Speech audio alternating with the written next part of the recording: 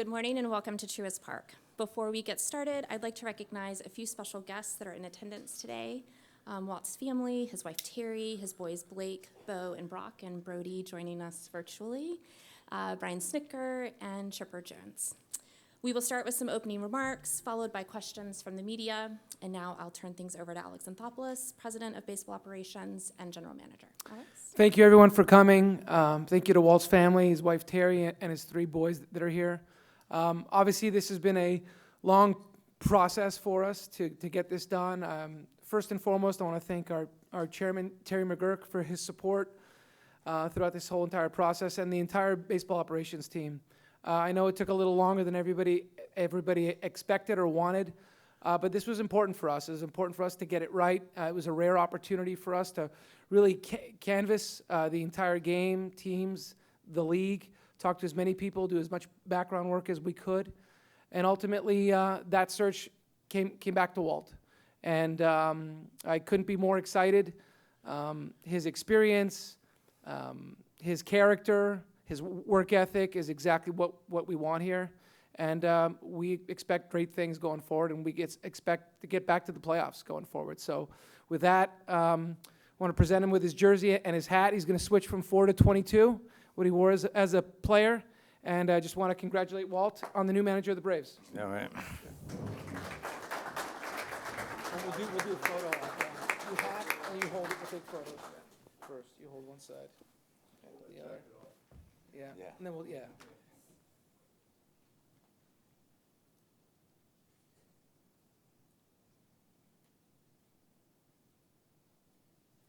All right, good?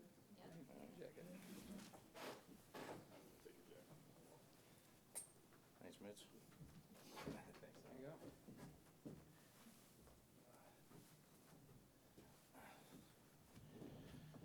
Dramatic pause here for the buttons. Looks good.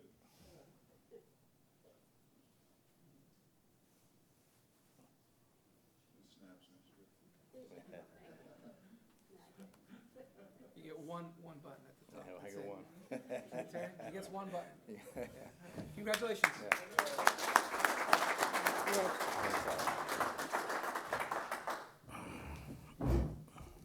Floor is yours. Yeah. Well, yeah, like Alex said, thanks for being here. You know, it's been an interesting process. You know, I think I'm very excited once Snit stepped away and I became a part of this. It was something I got really excited about. So, you know, my history here, my last 8 years, I think, you know, I'm hoping it'll be a seamless transition here because of the relationships, not only with the players, but the front office. You know, there's the support staff. There's respect and trust that flows up and down the chain of command. And so I think, you know, for that reason, we can hit the ground running. You know, it's, you know, the first time I did this, it was, I came to realize that, I mean, it sounds weird, but it takes the better part of a year to truly understand your team. I'm talking about, you know, getting to know them on a deep level, what makes them tick, you know, what situations they thrive in, even down to their body language and those types of things that we read into. So that's a process that takes the better part of a year, and I think, you know, the fact that I've been here and a lot of those things are already established, like I said, we can hit the ground running. But that being said, I want to throw out some thank yous also. My family, my 4 boys, they're my 4 best friends, and you know, my wife, who for 35 years has navigated this baseball life to perfection. So, you know, I'm grateful for the people in my life. Thank you to Terry McGurk, and same name as my wife, Terry. Make that clear there, but and thank you to Alex, and everybody else that was involved in this coming to fruition. Look, I understand the impact of this Braves brand. Played here for 3 years, you know, obviously coached for 8 years. I understand the wide-reaching fan base, you know, the history of this brand and how important it is to a lot of people, and how many people have worked really hard to make this brand really one of the envies of the sports world. When you consider, like I said, our far-reaching fan base goes coast to coast. This venue we play in, the history here, the success, the Hall of Famers, and ultimately the people. You know, the standards are really high, the expectations are high, and that's a good thing. It means you're doing something right. But you know, and I want to say thank you to SNIT. I mean, without SNIT, I wouldn't be here. You know, SNIT and Bobby Cox brought me back into a Braves uniform 8 years ago, and I loved these last 8 years working for SNIT. I would have happily done it for another 10 years. If SNIT went another 10 years, I'd have happily done it. So, learned a lot. I've evolved, you know, from my first job in Colorado.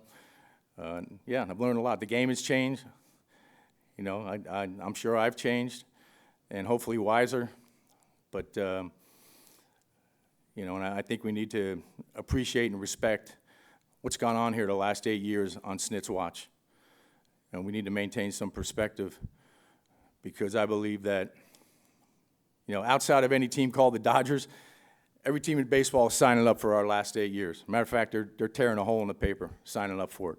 So I think we need to keep that in mind and honor that, and maintain some perspective, and understand what this man in front of me has done for this organization. And it's going to be his 50th year. So with that, I guess we'll take some questions. Okay, thank you. There are microphones on either side of the room. Mark Bowman.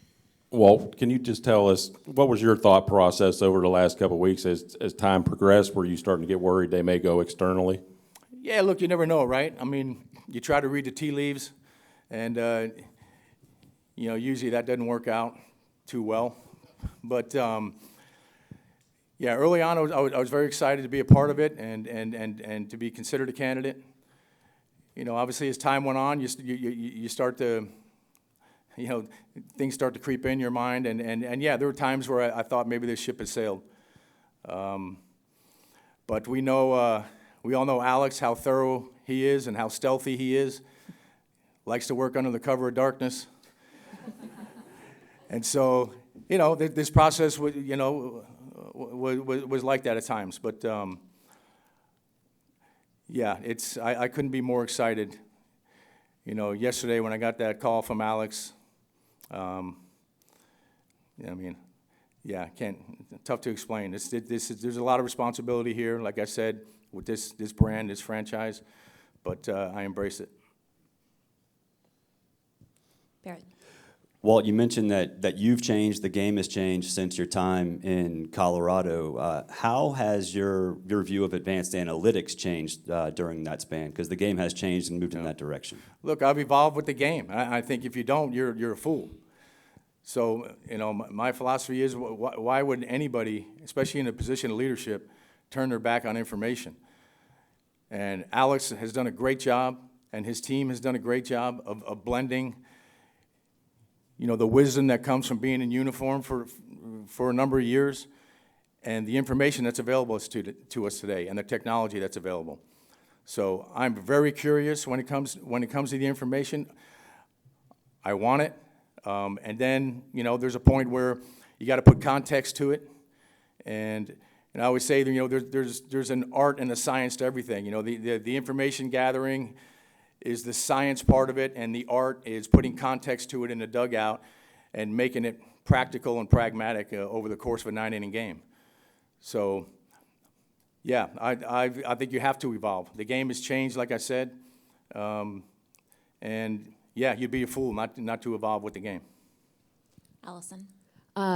2 questions. Walt, what's one thing that you learned from Brian Snitker during your time working with him? And then for Alex, what stood out about Walt Weiss and during this process?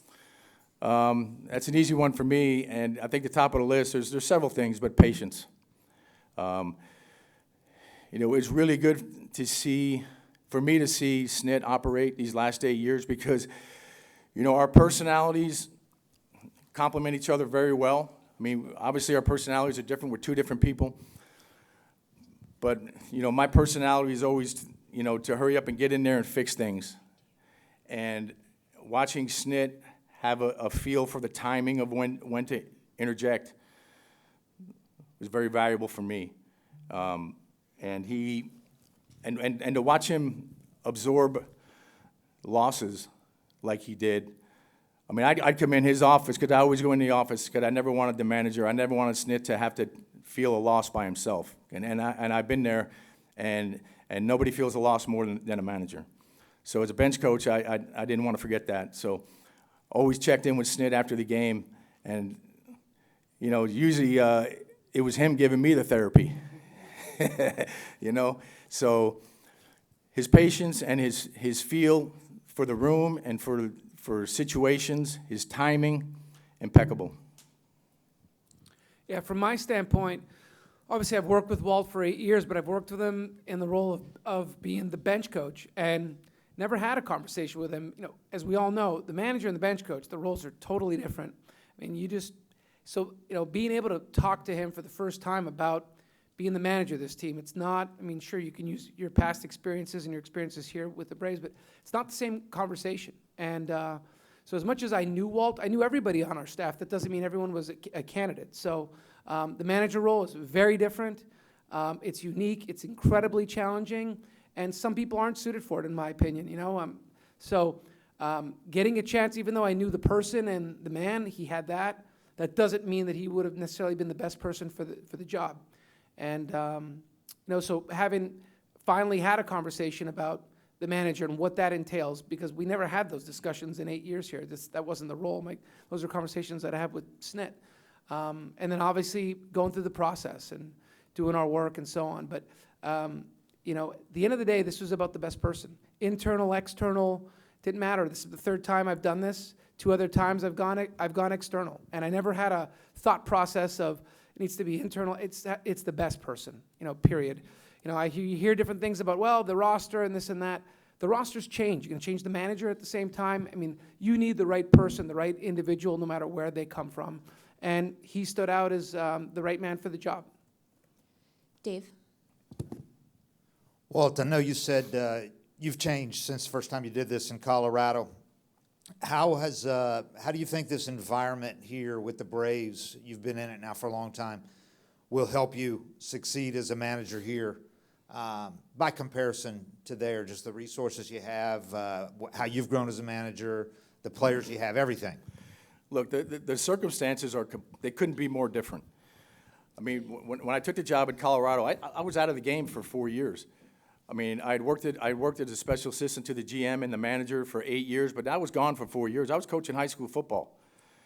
So I got pulled back into it. I got asked to do an interview, and I said, what the heck? I've never done this. I'll go through this process. It'll be a good experience for me. I ended up getting a job.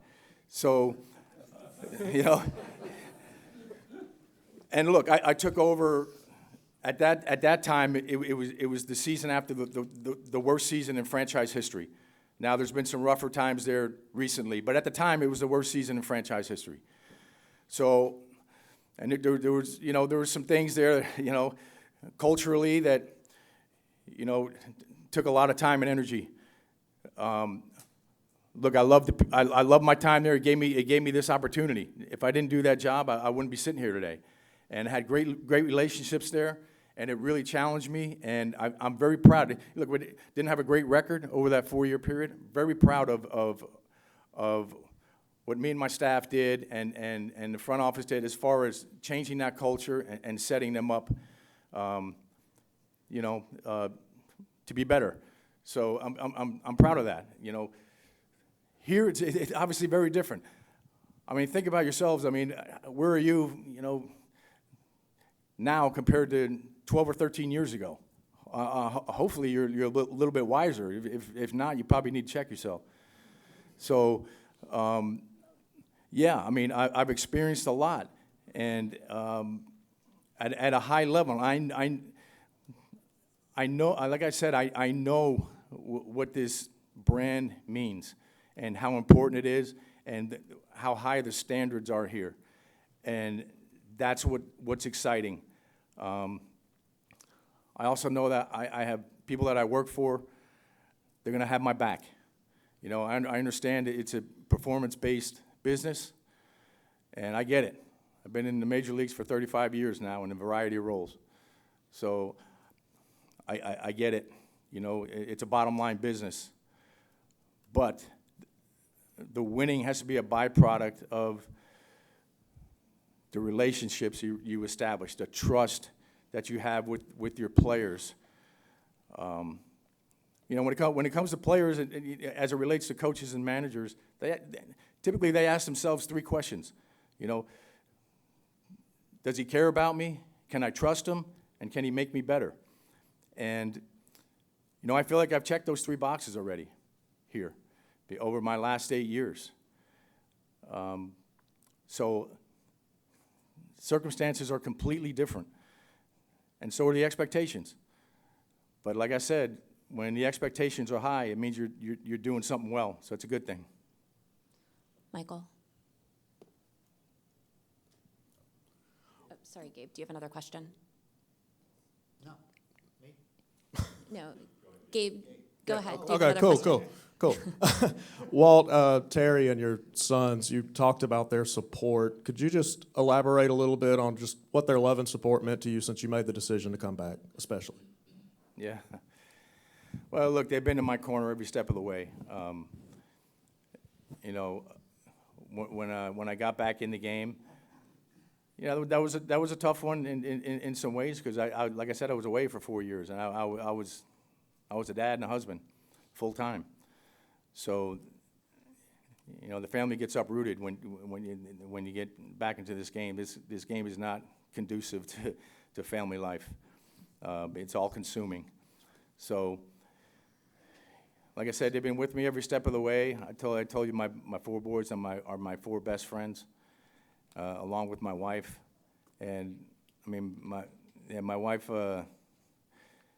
she has superpowers in a lot of ways. When it comes to raising a family, she's special.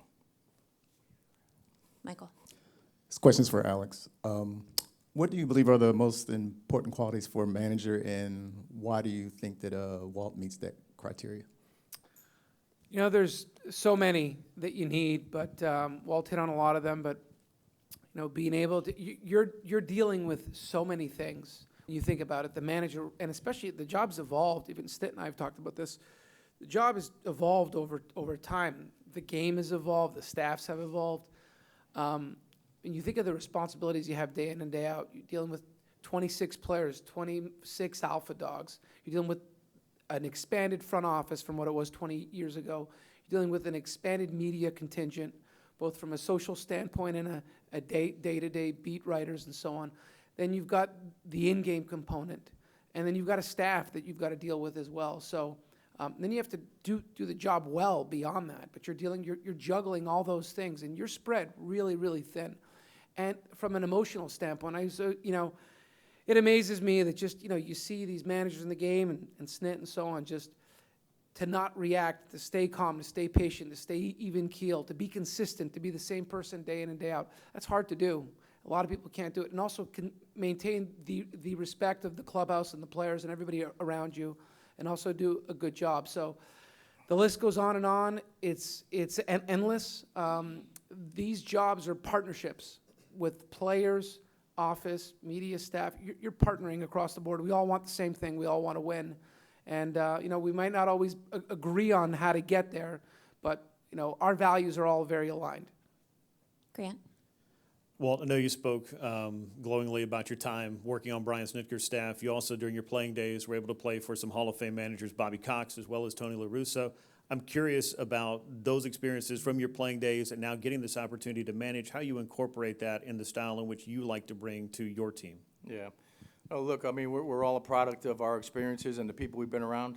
I was very fortunate to be around some great managers And I take a little bit from all of them. I'm going to take things I've learned from SNIT the last 8 years, as well as what I've learned from Tony La Russa, Bobby Cox, Renee Latchman, Don Baylor, Clint Hurdle. Those are all the managers I either played for or worked with. And look, I mean, that wisdom is shared, right? And that's how we get better, by being around wise people. So I'll take things from all those men, but in the end, it's going to look very different, because it's going to be my personality, my leadership style, my personal touch. So the delivery will be very different from any of the guys I've been around. But yeah, I've been fortunate. I always say, look, I never want to act like I have all the answers, because we all know better. But you know, most of the things I've learned over the course of my life and my career, I've learned through failure, by screwing up. You know, but and the fact that I've been around some pretty smart, wise people in this game. Been fortunate to have been around some high-level people, and every once in a while I paid attention. So a lot of the stuff I've stolen from other people and made it my own, and that's what's going to make it unique in the end. Bo. Alex, how many individuals did you interview for this job, and when did you know it was Walt, and what did set him apart from all the other candidates? Yeah, so we did a ton of work. I mean, we spent, I don't even remember, I feel like it's been a month, or it feels like dog years a little bit, right? So it's been exhaustive. And I mean, the amount of work and candidates and people we spoke to, it was just a lot without getting into specifics. You know, I would say that over the weekend is when, you know, he started to, I had some conversations. I remember there was one I had Saturday morning.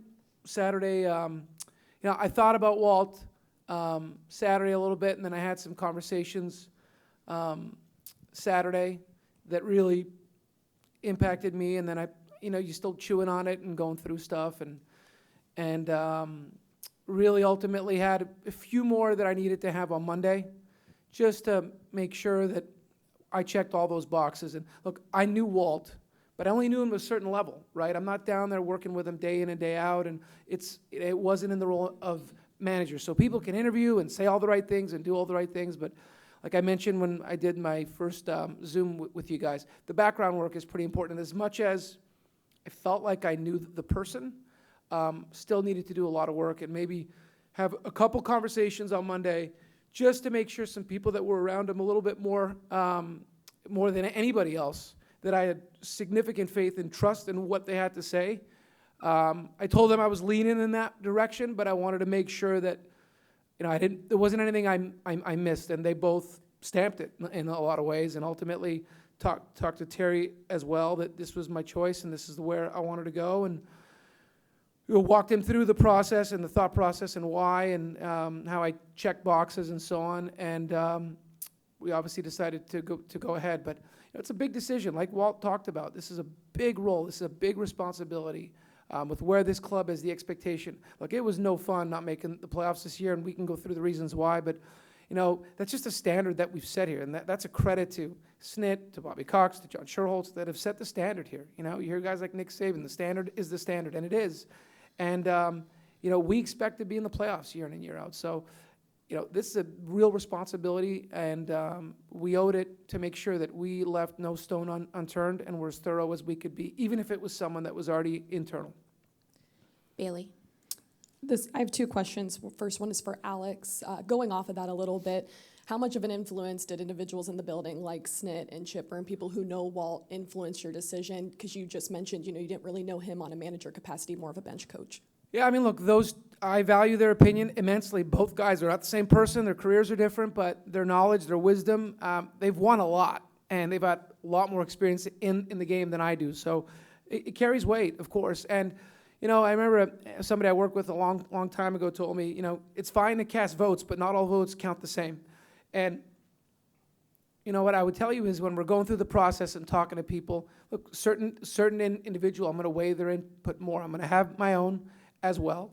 But there's no doubt when we're doing our work, we canvass as many people as we can. And look, I'll talk to those guys about all kinds of things, roster, this, that, whatever. They make me better, you know, and I'm glad that they're both in the organization. The next question's for whoever wants to take a bite out of it. What have the discussions been at this point about the staff, and will Cranny and Eddie be retained on the staff? Yeah, so we, you know, this was pretty quick, and that's a conversation that we're going to continue to have. So we don't have anything to announce today, but that's part of the interview process. Everybody you talk to, you ask them, what would you do with a staff and a coaching staff? And everybody we talk to, and I asked Walt those questions when I first interviewed him as well. And this came together, you know, once the World Series was over, I knew at some point you have to make a decision, right? We needed to get going, and that's where it really was Saturday. Saturday, this whole thing really started to move for me because I knew that that's Game 7, and this is starting to move. So I had a phone call I made Saturday, like I said, late morning, and then I just gave it a little bit more time and then followed up on Monday. But the staff, you know, Walt certainly has some thoughts. I do as well. Those are things that are a priority that we're going to work through the next little bit. So we don't have anything today, but that's definitely a front burner priority for us. Ken? Walt, you mentioned embracing analytics and wanting that information. Can you give me an example, hypothetically, of maybe, and it's obviously a very broad field, what is something that you value in it that you can see applying in a game? That is a broad question. Broad. Yeah. Look, I mean, we can go on and on, right, about this, but like I said, it's you get the information, and then it's up to us to put context to it, and the scoreboard always has a say, so that's a factor. But we have a great team that works with Alex and works with us. And those relationships are rock solid and deep rooted, and so there's a lot of trust there. So I value the information that I get from our team upstairs, and yeah, I mean, it's tough to go into specifics of this because there's so many ways we can go when you talk about the analytics and the information, but you know, very open and always very curious to get better in that realm. Allison? Alex, when did the interview process really start for just all of them? And can you kind of ballpark how many people you interviewed? It's like during this process? Yeah, so, you know, I think I did my Zoom call with you guys on the Saturday, I think, and we didn't have a list yet. And I don't even know what the date was, early October, I assume. So, but I would say maybe a week after that, you know, just thinking through, obviously you get through the week and start coming up with names, candidates. And look, a job like this is open. You're getting inundated, right, with so many people, names, direct contacts. It's overwhelming in a lot of ways. But, you know, to do due process, you need to do the work on all of them. So a ton of time was spent making sure we vetted all the names, going through it, and so on. Yeah, I mean, you know, respect to everybody, I wouldn't get into any specifics, but look, I would have loved to have gotten this done sooner, you know, but the one thing I knew, I even, you know, looked back at where some of the dates when other managers were hired. I saw Pat Murphy was hired November 16th, Stephen Vogt was hired November 3rd. So it felt longer because we didn't make the postseason, you know, and we had more time. And I knew that I'd been through this twice before. I didn't need to rush. As much as people wanted it to be a rush and wanted to move, I was fine. Now, I did know that once you get to the end of the World Series, free agency hits, we have option decisions to make within 5 days, there's a lot going on. And at some point, you've run the process, right? You've talked to as many people as you can. You've gone through it. You got to make a decision. So I know there's thoughts about, oh, we're waiting for candidates on certain teams and so on. You know, I know this, I was following along things in the media, but look, we we had employees asked to be interviewed when we were in the playoffs. That happens, right? You have off days, you have things like that. So you don't need, I know that was out there, but you don't need to wait till the end of the World Series to talk to people. You could talk to people throughout the playoffs. And look, Walt's been called on a few times over the past few years. He declined the opportunity to talk to clubs. So, that was his choice to make. He wanted to stay on staff with SNIT and be with the Braves. But we've let other people talk during the postseason. We didn't announce it. No one knew about it. But there were many times in that 7-year playoff run where we had employees speaking to teams. Okay, anyone else? All right, thank you all very much. If everybody will stay seated so we can move the first couple rows out, and Alex and Walt, I'd appreciate it. Thank you. Thank you. All right.